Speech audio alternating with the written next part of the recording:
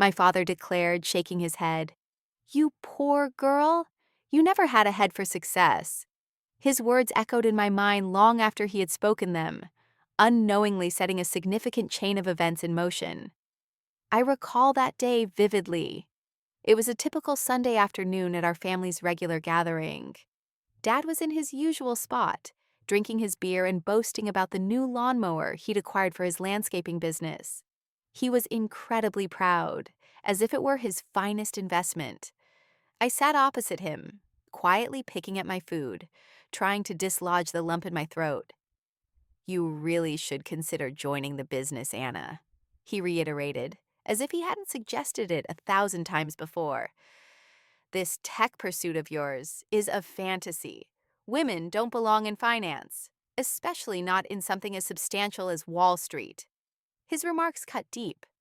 It wasn't merely his lack of belief in me, it was his perpetual perception of me. I wasn't the daughter he had envisioned. To him, I was just a girl incapable of doing things right, while my brothers worked alongside him, learning the intricacies of the family business. I was the one who always seemed to be squandering time with my computer. The fact that I had launched a small tech company, something he deemed overly ambitious and risky, was just further evidence that I wasn't destined for success. You're not meant for that world, Anna, he had told me a year prior when I first decided to start my own tech company. You've got to face facts. Women like you can't just waltz into a male-dominated world and expect to succeed. His words replayed in my mind as I excused myself from the table. I couldn't remain there, not with the tension thickening by the minute. I went to my car, locked the doors, and let the tears flow. But these weren't merely tears of frustration.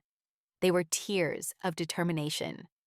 I had been developing an algorithm that could forecast stock market trends. I spent countless nights hunched over my laptop while my friends enjoyed their lives. Yet, the more I worked, the clearer it became that I was onto something. I wasn't just a girl tinkering with computers. I was constructing something tangible, something that could revolutionize everything. For weeks, I had faced constant rejections from venture capitalists. They would smile politely, pat me on the back, and tell me I lacked sufficient experience. Maybe next time, they would say, and I'd leave their offices, my heart sinking a little more each time. But I refused to surrender. I affixed the rejection letters to my wall. Every no became fuel for my ambition. I had to prove them all wrong. I had to show my father I wasn't a failure. Then one day, it happened. The email, the one that would alter everything. I was at my small desk, staring at the screen when it appeared in my inbox. Blackwater Capital, interested in your algorithm. My breath hitched.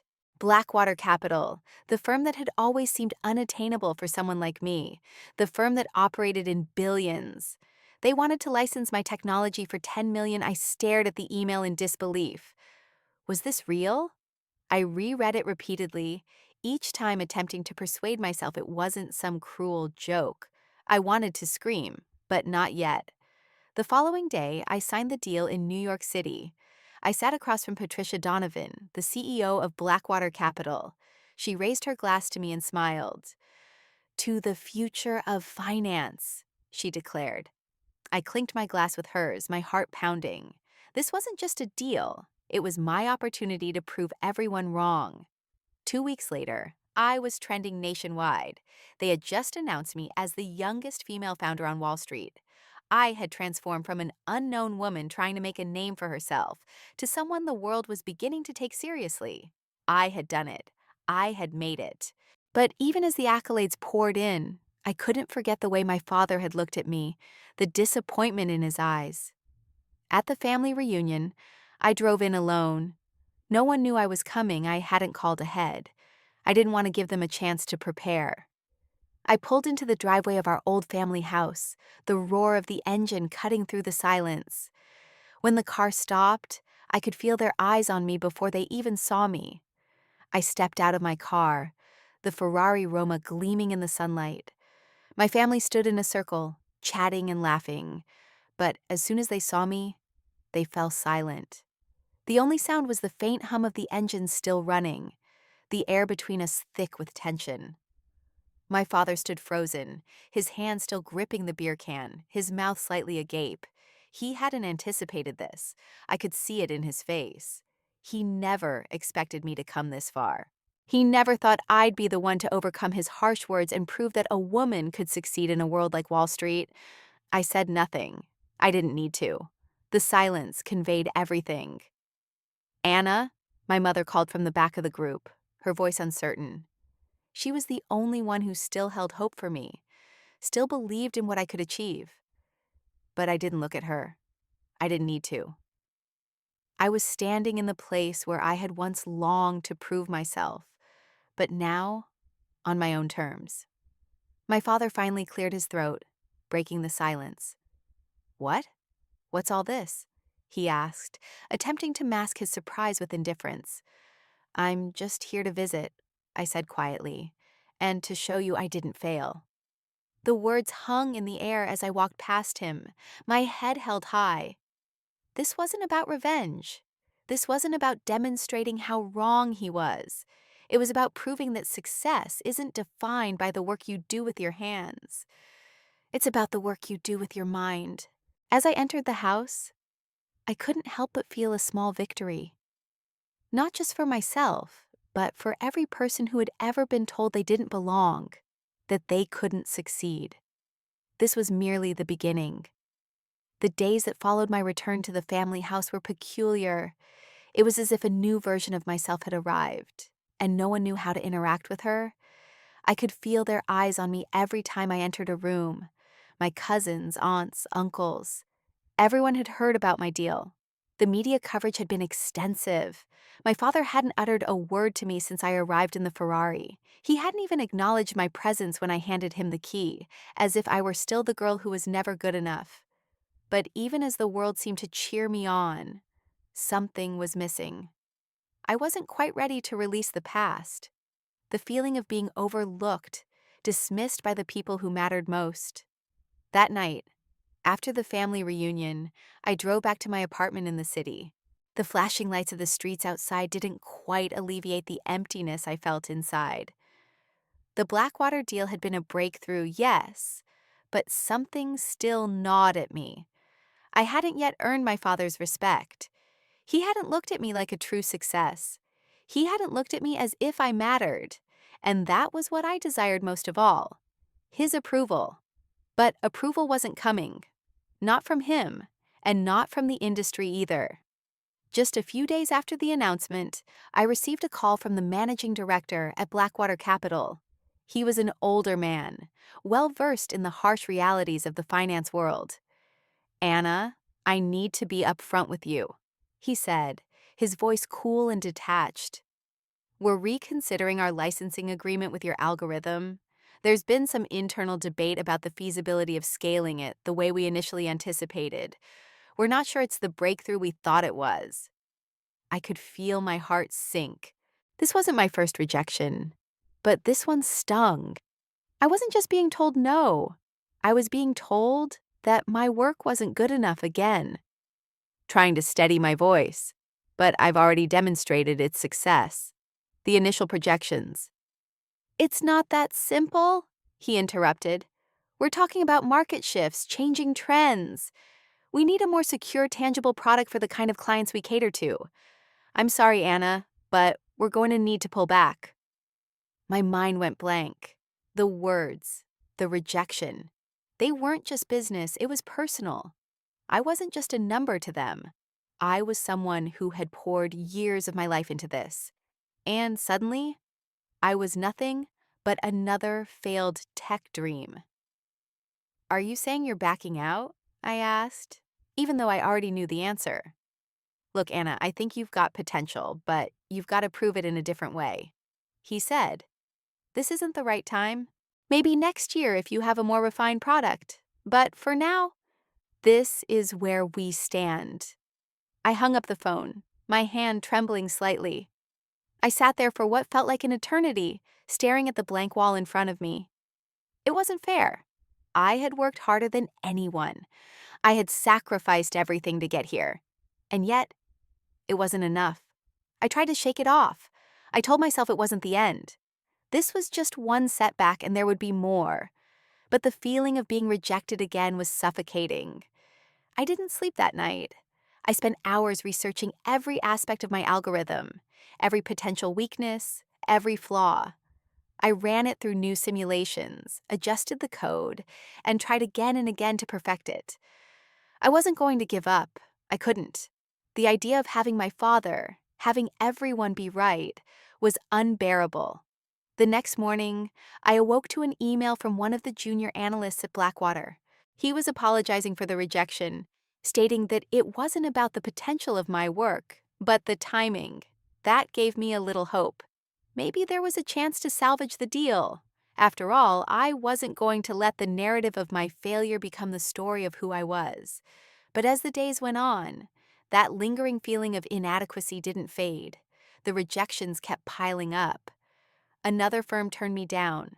A second one said my product wasn't scalable. I was starting to feel like I was running in circles, trying to get somewhere, but not getting any closer to the finish line. It was beginning to feel like the world was conspiring against me. And yet, somehow, my father's words from all those years ago kept coming back to me, echoing in my mind like a bitter truth. You never had a head for success. I knew what he meant. He had spent his life building his landscaping business from the ground up using sweat and grit to create something tangible. I, on the other hand, was trying to create something invisible, something that wasn't even understood by most people. Was he right? Was I just chasing a dream that wasn't meant to be?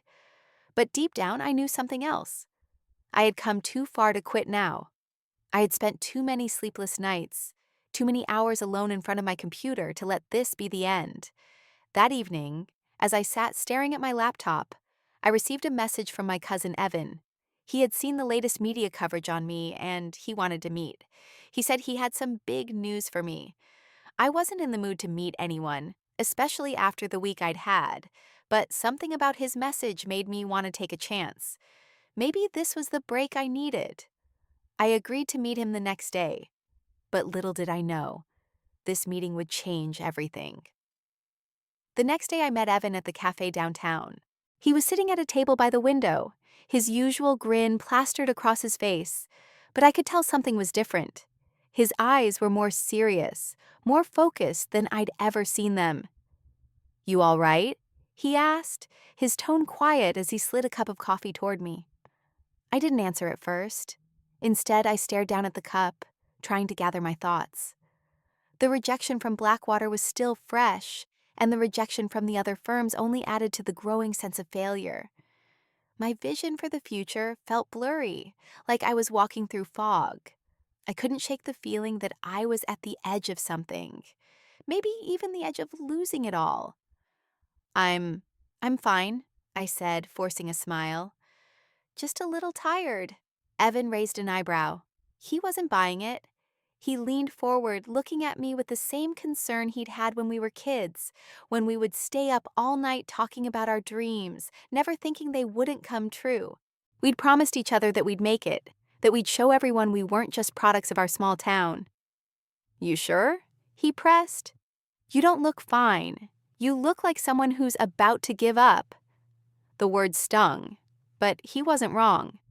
That's exactly how I felt. The weight of the world, of every rejection, every doubt, every voice that said I couldn't do it felt suffocating. My father's words haunted me. Maybe he was right. Maybe I didn't belong here.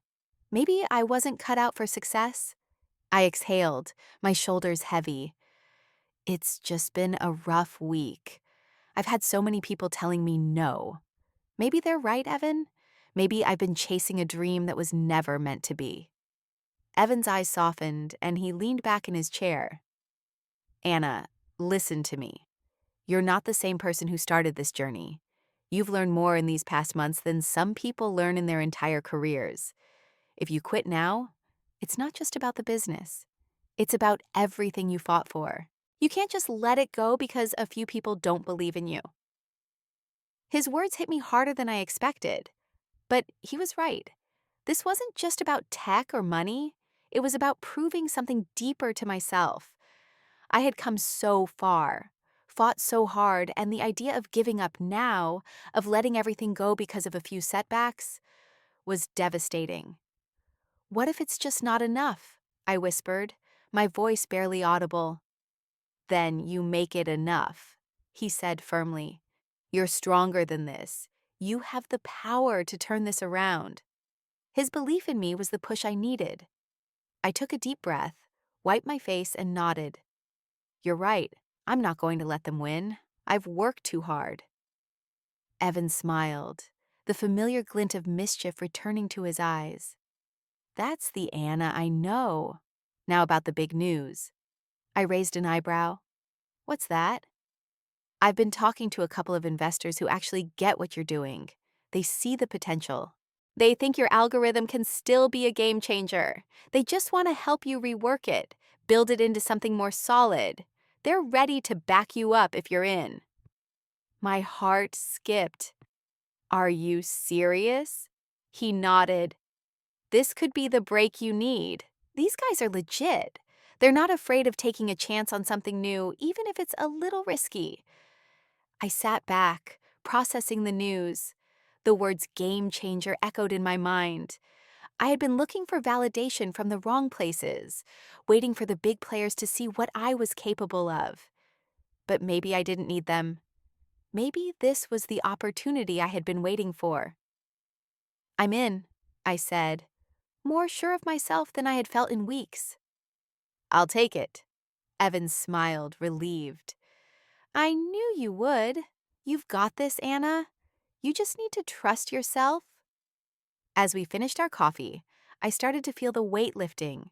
It wasn't going to be easy. It never was. But I had one thing those other firms didn't: belief in my vision. I didn't need them to tell me I was capable anymore. I had come this far on my own, and now I was going to prove it.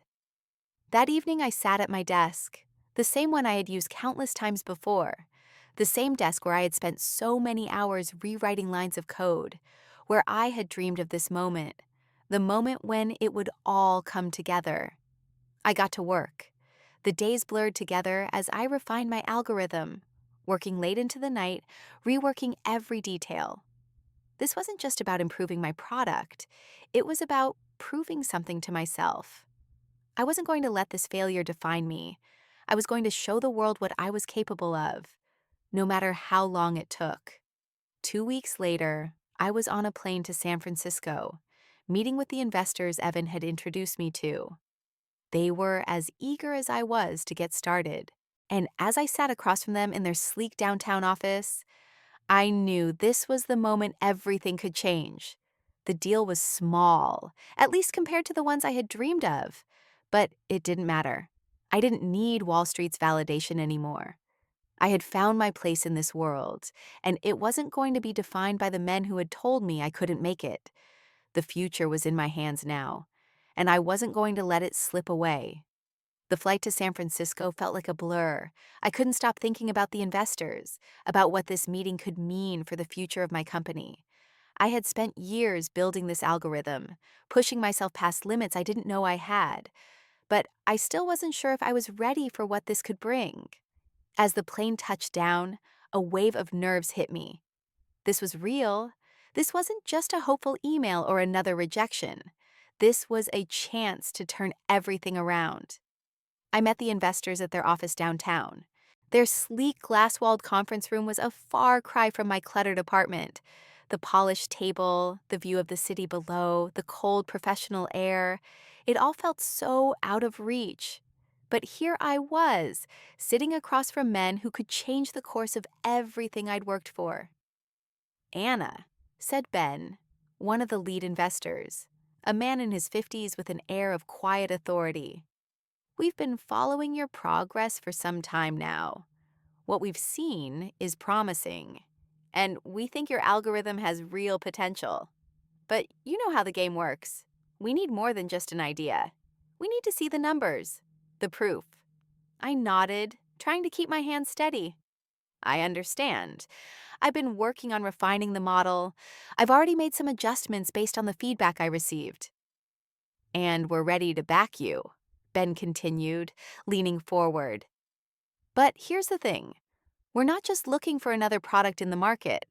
We want something that can disrupt it, something big. And we believe you're the one who can make that happen. I felt my heart beat faster. They weren't just offering to invest, they were offering a chance to change everything. But there was still a catch. There always was. We'd like to bring you on board with our accelerator program, Ben said. We'll give you the resources, the mentorship, and the network to scale. In return, we need equity in your company, 40%. I took a deep breath. 40% was a lot. It was more than I had ever anticipated giving up. But the value they offered, their experience, their connections, could help me take this to levels I hadn't even dreamed of. This was the opportunity I needed. It wasn't just about the money. It was about the chance to turn my vision into something real. I think we can make it work, I said, trying to keep my voice steady. But I'll need to ensure that the terms align with my vision for the company. I've been building this from the ground up. It's important to me that I maintain control of the direction we take. Ben smiled. We can work with that. We believe in you, Anna. You'll still be the one driving this forward. I felt a rush of relief wash over me. This was it. I had made it. The deal was done. The next few months passed in a blur of meetings, late nights, and countless calls with investors, developers, and advisors. The accelerator program was everything I had hoped for and more. With their support, I was able to scale my business faster than I could have imagined. I refined my algorithm, built a team, and expanded my reach. But as the business grew, so did the pressure. The expectations mounted. It wasn't just about proving myself anymore. Now I had a responsibility to the investors, to my team, to everyone who had believed in me when no one else would. Despite the successes, there was a nagging feeling I couldn't shake. The doubt I had always carried with me. What if I wasn't enough? What if I couldn't meet these new expectations?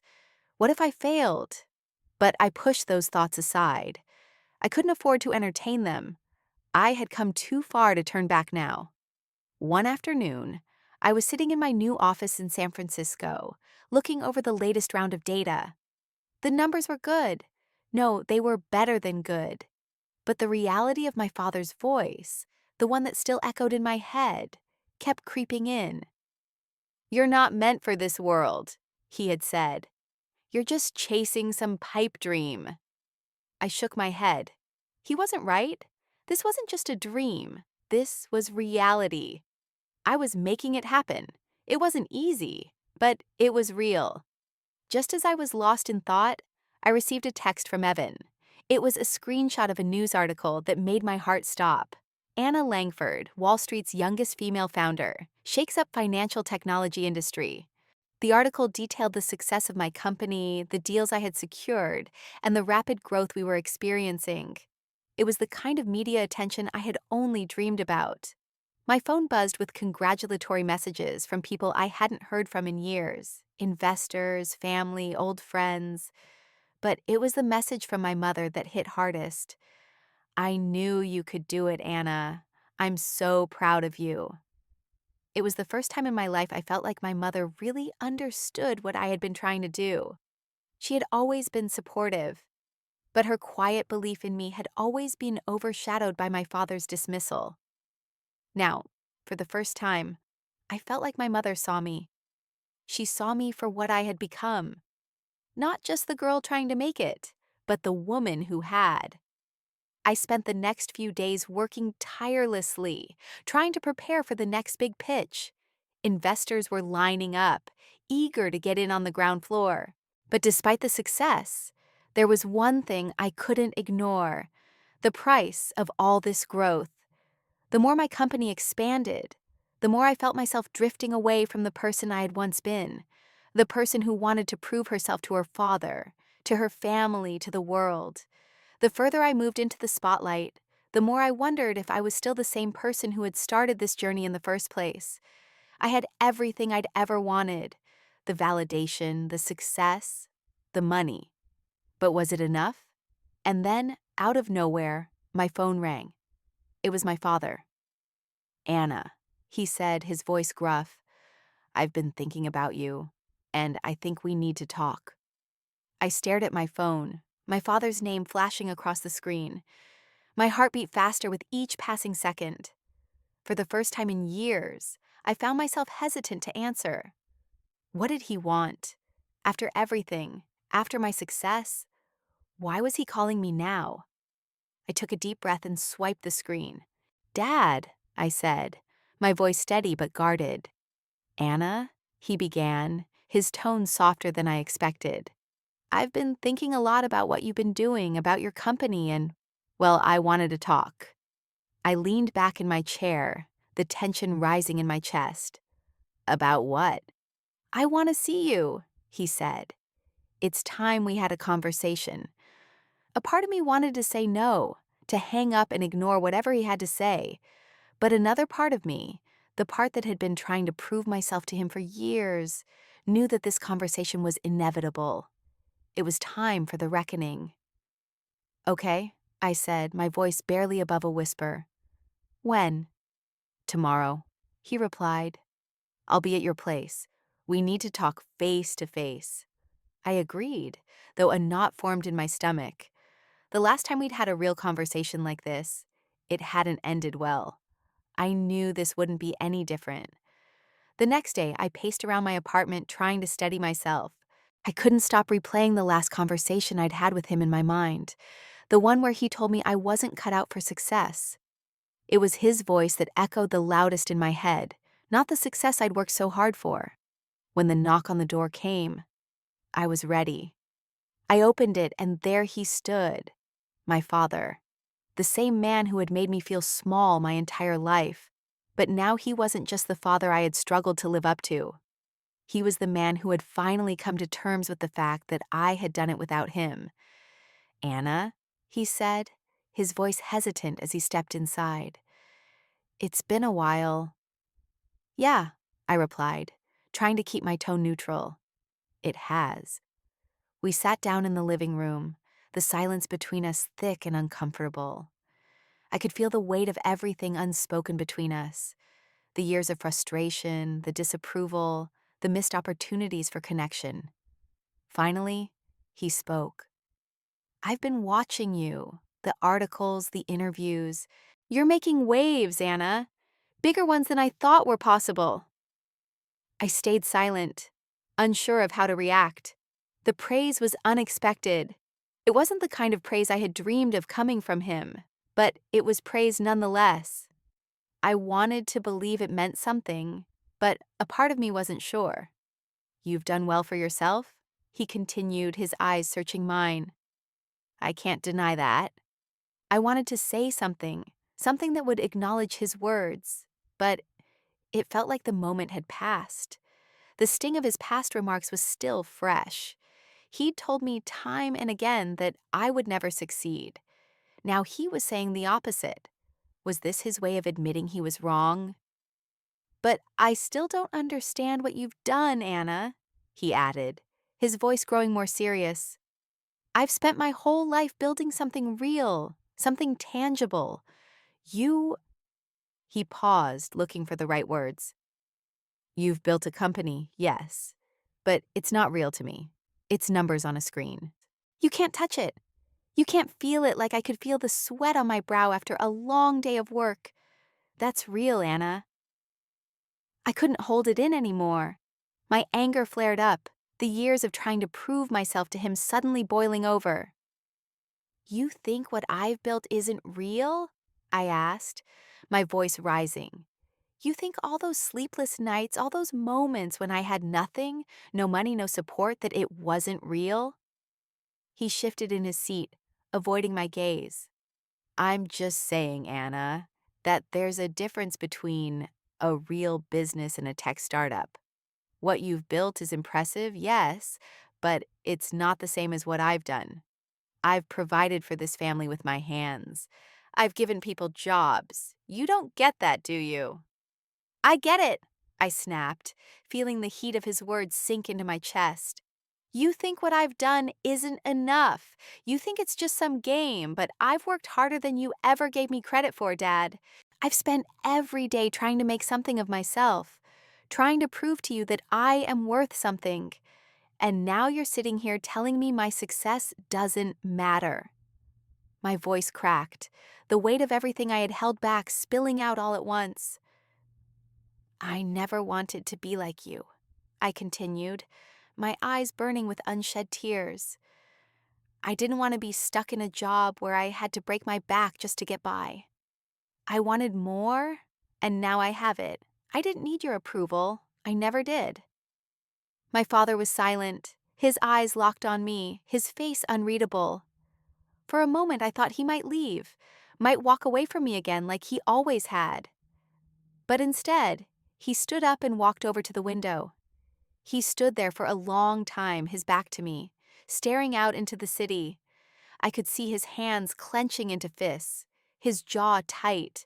Then, without turning around, he said, "I was wrong, Anna." The words hit me like a punch to the gut. My heart skipped a beat as I processed what he was saying. "I was wrong," he repeated, his voice thick. "I never should have doubted you. I should have believed in you. I should have been proud of you from the start. I'm sorry." For the first time in my life, I felt a weight lift off my shoulders. My father had said the words I had longed to hear, but I didn't know how to react. Part of me wanted to say something, but I couldn't. I didn't know if I could forgive him for all the years of doubt, all the times he had told me I wasn't good enough. But I knew this was a turning point, not just for him, but for me. I wasn't the girl I had been when I left Charleston. I had proved to myself that I was capable, that I was enough. I stood up slowly and walked over to him, standing beside him at the window. "Thank you," I said quietly, "for saying that." He nodded, his face softening as he looked out at the city. "I don't know if I can fix everything I've done, Anna, but I'm gonna try. And I'm proud of you. I really am." And for the first time in years, I believed him. It had been a few weeks since my conversation with my father, and I couldn't shake the feeling that things had shifted between us. It wasn't an immediate change. He still had his pride, still saw the world through the lens of his own experiences, but something had softened, and that made all the difference. I had returned to San Francisco after our talk, diving back into the day-to-day grind of running my company. The investors were thrilled with our progress. The team was growing, and our numbers were through the roof. We were on track to hit even more significant milestones in the next year. But it wasn't just the business that had changed. I had changed. The weight of the doubt and frustration that I had carried for so long, the need for my father's approval, had started to lift. The validation I had sought from him had finally come. But it hadn't been the end of my story. I had proven to myself that I was capable long before he apologized. The turning point wasn't the business deal, or the recognition, or even the Ferrari. It was that moment when my father finally admitted he was wrong, when he said, "I'm proud of you." It felt like a door had opened, and for the first time, I was standing on the other side. I no longer needed to prove my worth to him or anyone else. I had already done that. But life has a funny way of throwing curveballs. Just when I thought I had it all figured out, my father called me again. "Anna?" His voice crackled on the other end of the line. "I've been thinking about everything, about how things have changed, and I realized something. I can't do it alone anymore." I felt a strange sense of dread in the pit of my stomach. "What do you mean?" "I need your help," he said. The words laced with something I hadn't expected. Vulnerability. "The landscaping business, it's failing. I can't compete with the bigger companies. I thought I could, but I can't keep up. I need your expertise, your technology. I need you to help me turn this around." I was silent for a moment, letting his words sink in. My father, the man who had never once asked for help, was now asking me. And something in me knew this was more than just about saving his business.